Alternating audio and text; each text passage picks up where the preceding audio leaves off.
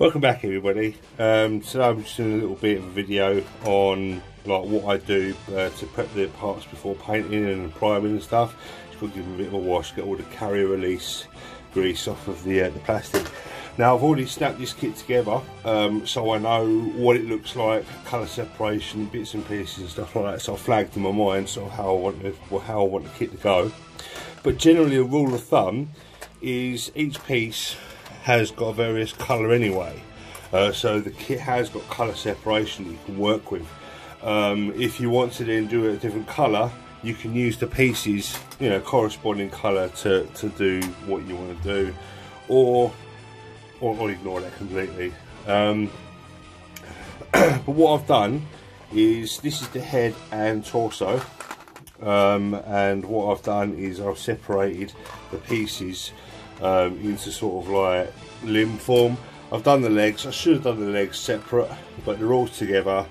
You know, left is right. When I come to building it, I'll know what to do. The arms together as well. The shoulders are separate, and so on and so on. So all the bits, even the little joiners that, you know, I don't generally try to paint these because they're so fragile and they're just prone to snapping and going brittle. And these, you don't see them, you really don't. So I mean, I might lacquer it, so if some spray touches it, it doesn't degrade it. So I might protect it with an acrylic and enamel, acrylic like top coat, for example. But apart from that, it all goes in. All goes in. This is just a squirt of wash up liquid in some warm water, which is now quite mild, and that's all you need. You can get a toothbrush if you like, or a soft brush, and give it a go. Let's have a look, see what we've got. I don't use this for anything. This is a Daler and Roney flat wash brush. This probably cost a few quid, but I don't care. Really don't care.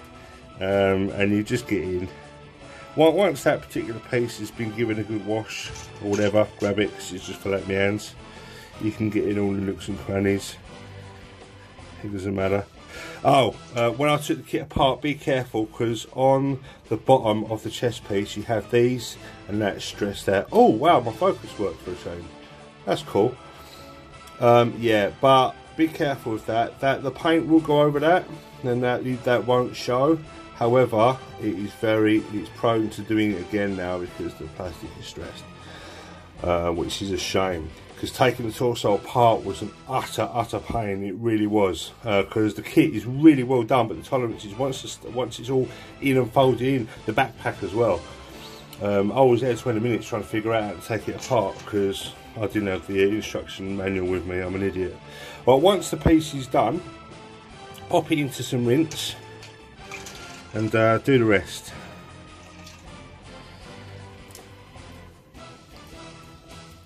And then once you've done that, you can then pop them out to dry. Pardon me. How's your day been? You been alright? Yeah, I've almost finished the that dude, but that's going to be in another video very soon. I've just got to do my narrative, so I've taken some B-roll with him and and other things, and I picked out some music that I want to use for the video, royalty free, and I'm going to mention the guy who is allowing me to use the music. And what I'll do is I'll try to do a little bit of a reveal video. I'm almost at 100 subscribers, so I'm trying my best to like maybe align them. So like and subscribe if you're interested in the videos, because, you know, I've been on the channel for 11 years and it's taken me 11 years to get 100 subs. If I get 100 subs, and it's a big deal for me because, you know, some people just get subs hand over fist, and rightly so, because the content is amazing. So, you know, I don't like begging, but, you know, like I've always said in mentioned videos before, if the subs enable me to get, you know, sponsored by a kit company, or whatever, and it enables me to do more content, I'll be happy. You know, if it self-serves itself and it helps me out, then I can do more content, and I'll be able to afford maybe some editing software and do proper videos, you know. But that's it. I mean, I'm trying to get the reveal of the 93 RX-93 new Gundam in line with the thank you video that I've got planned for 100 subs. So I'm doing this in the meantime. I will be doing a video regardless. I just got to do a shot with me talking about what I've done with the kit, and that's about it really. Plug that on the end, whack it all together. I think I used Livewire, but it's a really difficult program to use. I don't know how to do all the editing and all the transitions and so on, so I'm slowly learning myself how to use that program. So I will try my best to do that, you know, a proper finished video where it's exclusively finished, and you're going to get to see the final reveal and a few B-roll shots of it. And why they ain't together? They're supposed to be out. I don't matter. It don't matter. I'll pop that out. This is the difficult part. Trying to get the little tiny bits that are on the fucking bottom. Anyway, you don't need to see that.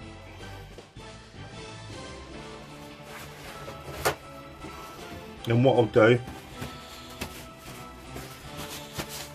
is I can sieve these out, put them in a dryer, on a tea towel or dryer, and just let it dry. Rinse and repeat with all the other parts, and they'll decant it back into the pot that they came out of, and I'll be good to go, ready to separate the parts, ready for priming, and so on and so on. Everyone's got a different method, but essentially that's it. This is important, and also before you prep, you see this shiny surface. Prime really has trouble sticking to really shiny surfaces, so what I'll do is I'll just lightly buff this, just to take the time, just give it a time, with a sanding stick or a buffing pad of a low, try and find one, not a buffer because that will just make it even more shinier, but something that's just going to take the edge off.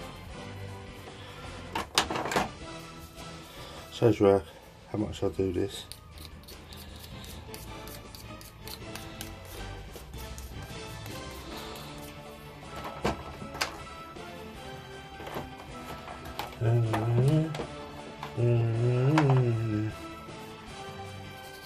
There we go, medium sanding stick. What that'll do is it'll key up the plastic to a degree, so the priming paint, kind of like you do it like when you etch it using etch primer on the metal. You know, the etch primer bites into the metal and allows you to paint on top of the primer. It's a similar sort of process, but you're doing the etching by just keying up the plastic. You know, you go around all the pieces, just, you don't have to get mad, just enough for something for the primer to grab onto, you know, and that's that. And if you notice the difference, one's got, you know, tiny little scores in it. You know, this won't show through the plastic, through the paint. It's lightish craft, especially if you use filler primer. But yeah, if you take off the sheen, that like the actual shiny bit of the shiny layer of the plastic, the primer will adhere to it a lot better. And that way, when you've got moving parts, for example, like this piece, when you turn it or whatever, other pieces ain't going to scratch that paint off because you've had a better paint adhesion. But that's it, guys. Just a little quick video on what I do to prep parts and stuff like that. My thought process is moving forward in painting. And I hope you like the video. Like, share, comment, subscribe, all that stuff. Love you lots. See you later.